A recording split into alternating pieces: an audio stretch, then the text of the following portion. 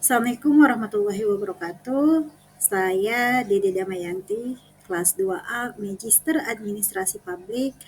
Pada kesempatan ini akan coba mempresentasikan tugas kebijakan publik yang mana tema yang diambil adalah permasalahan dan dinamika program Keluarga Harapan. Program Keluarga Harapan adalah salah satu program perlindungan sosial yang dikelola oleh pemerintah Indonesia. Program ini bertujuan untuk meningkatkan kesejahteraan keluarga miskin dan rentan melalui bantuan sosial yang terfokus pada pendidikan, kesehatan, dan pemberdayaan ekonomi. PKH dirancang untuk memberikan bantuan kepada keluarga miskin agar dapat mengakses layanan pendidikan dan kesehatan dengan lebih baik, serta meningkatkan kapasitas ekonomi keluarga. Program ini menyasar keluarga miskin yang terdaftar dalam basis data terpadu seperti keluarga penerima manfaat atau KPM yang dipilih berdasarkan kriteria-kriteria tertentu yang ditetapkan oleh pemerintah. Bantuan yang diberikan dalam PKH dapat berupa bantuan tunai yang disalurkan secara berkala kepada penerima manfaat. Selain itu, program ini juga memberikan dukungan dari bentuk pendampingan dan pemberdayaan untuk membantu keluarga meningkatkan kualitas hidupnya secara berkelanjutan. Program ini diawasi dan dikelola secara ketat untuk memastikan bahwa bantuan yang disalurkan tepat sasaran dan efektif. Evaluasi ini dilaksanakan secara berkala untuk menilai dampak program terhadap kesejahteraan keluarga penerima manfaat.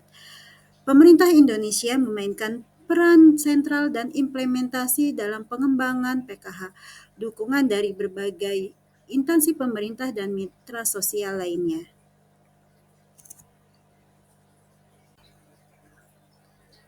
Program Keluarga Harapan seringkali memiliki beberapa permasalahan yang perlu diatasi agar dapat berjalan dengan lebih efektif. Beberapa permasalahan umum yang sering terjadi diantaranya sebagai berikut. Yang pertama, kualitas data. Masalah ini bisa mencakup kesalahan dalam data pendaftar atau keluarga penerima manfaat, yang dapat mengarah pada penyalahgunaan dan ketidakadilan dalam distribusi bantuan. Kedua, kesesuaian kriteria. Terkadang kesulitan muncul dalam menentukan apakah sebuah keluarga memenuhi kriteria untuk menerima bantuan PKH secara tepat dan adil. Hal ini dapat menyebabkan keluarga yang seharusnya memenuhi syarat dikeluarkan dari program atau sebaliknya. Tiga, pelaksanaan program di lapangan. Terkait dengan administrasi dan pelaksanaan di lapangan seringkali terdapat tantangan dalam mengelola atau memantau penyaluran bantuan kepada keluarga penerima manfaat. Keempat, transparansi dan akuntabilitas. Kepercayaan masyarakat terhadap program PKH sangatlah penting.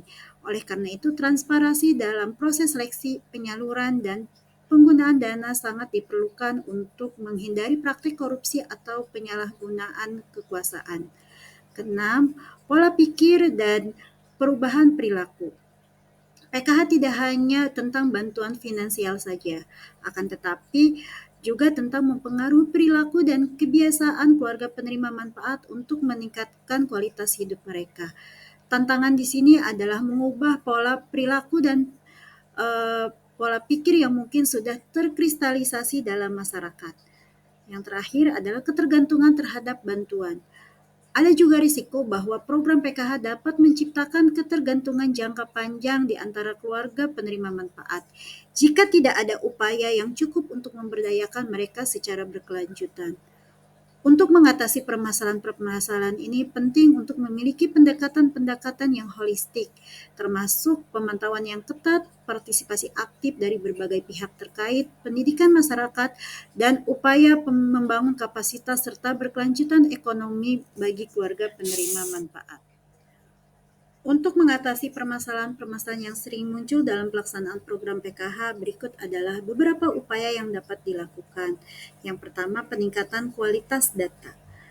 Melakukan audit berkala terhadap data penerima manfaat untuk memastikan keakuratan dan keabsahan informasi. Penggunaan teknologi seperti sistem basi data terintegrasi dapat membantu mempengaruhi dan memvalidasi data secara real time. Yang kedua adalah revisi dan klarifikasi kriteria seleksi, meningkatkan transparansi dan konsistensi dalam kriteria seleksi untuk memastikan bahwa keluarga yang paling membutuhkan mendapatkan prioritas sambil mempertimbangkan kondisi sosioekonomi dan kerentanan yang berbeda-beda. Ketiga, penguatan sistem pelaksanaan di lapangan. Melakukan pelatihan dan pendampingan bagi petugas pelaksana PKH di lapangan untuk meningkatkan pemahaman mereka tentang prosedur dan etika pelaksanaan program. Penggunaan teknologi untuk membantu distribusi bantuan juga dapat membantu mengurangi potensi penyalahgunaan.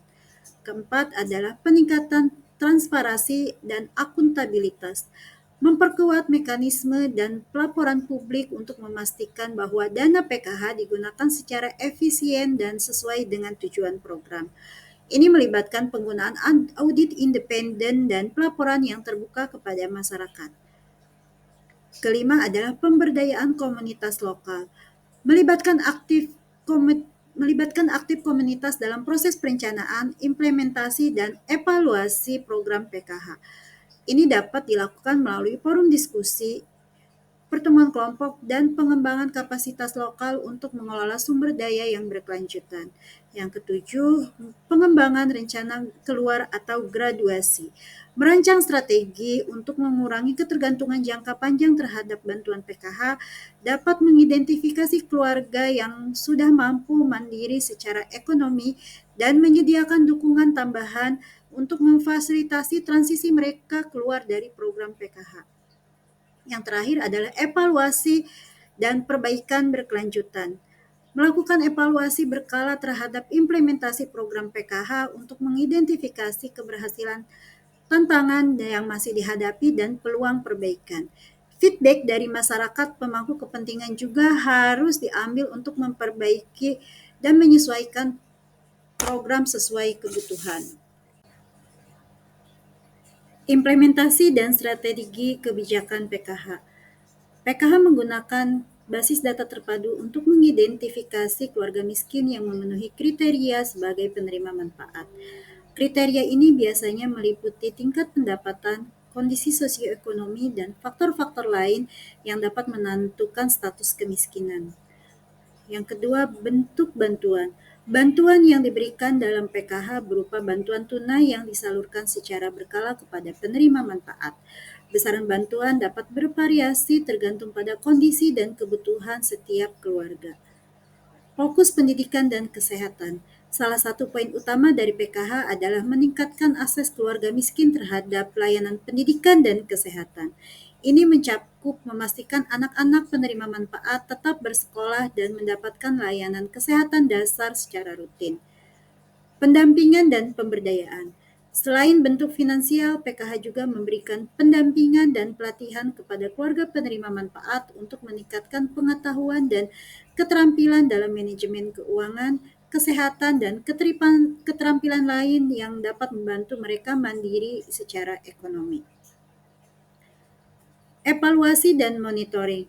Program ini dilengkapi dengan sistem evaluasi dan monitoring yang ketat untuk menilai efektivitas implementasi serta dampak yang dihasilkan. Evaluasi ini penting untuk memastikan bahwa program berjalan sesuai dengan tujuannya dan memberikan manfaat yang diharapkan bagi penerima manfaat. Peran pemerintah dan mitra. Implementasi PKH melibatkan peran penting dari berbagai instansi pemerintah, seperti Kementerian Sosial, Kementerian Keuangan, dan lembaga lainnya, serta mitra sosial dan masyarakat sipil yang terlibat dalam mendukung pelaksanaan dan monitoring program Keluarga Harapan ini. Program Keluarga Harapan merupakan inisiatif yang signifikan dalam upaya pemerintah Indonesia untuk mengurangi kemiskinan dan meningkatkan kesejahteraan keluarga miskin. Melalui bantuan tunai yang disertai dengan pendampingan dan pemberdayaan, PKH bertujuan untuk meningkatkan akses pendidikan dan kesehatan serta meningkatkan kapasitas ekonomi keluarga penerima manfaat. Implementasi program ini telah menunjukkan beberapa hasil positif, meskipun masih ada tantangan dan ruang untuk perbaikan. Dengan implementasi yang tepat dan terus-menerus serta adopsi rekomendasi yang sesuai, PKH dapat menjadi instrumen yang lebih efektif dalam mengentaskan kemiskinan dan meningkatkan kesejahteraan keluarga miskin di Indonesia. Sekian dari saya. Assalamualaikum warahmatullahi wabarakatuh.